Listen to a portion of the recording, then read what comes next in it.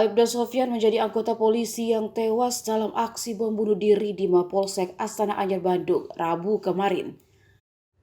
Almarhum tewas setelah mencoba menghalangi pelaku Agus Sujatno atau Agus Muslim yang memaksa masuk dalam halaman Mapolsek. Namun aksi heroik yang dilakukan Aibda Sofyan tersebut justru membuatnya kehilangan nyawa. Kasat Binmas Kepolisian Resort Kota Besar Bandung AKBP Sutori pun mengungkap karena pelaku terus memaksa untuk masuk, akhirnya Aibda Sofyan mencoba untuk menghalanginya. Saat itu apel pagi pintu gerbang ditutup. Pelaku memaksa masuk dan dihalangi Babinsa.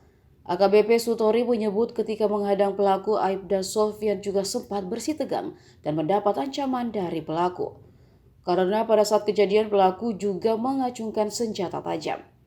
Aibda Sofyan sempat mundur saat pelaku didorong menjauh darinya. Namun naas ledakan bom bunuh diri yang cukup dahsyat itu tetap mengenai Aibda Sofyan dan membuatnya meninggal dunia. Almarhum meninggal karena mengalami luka di leher, tepatnya urat nadi. Almarhum meninggalkan istri dan 3 anak. Jenazah Aibda Sofyan pun sudah dimakamkan di makam keluarga di Sukahaji, Kota Bandung.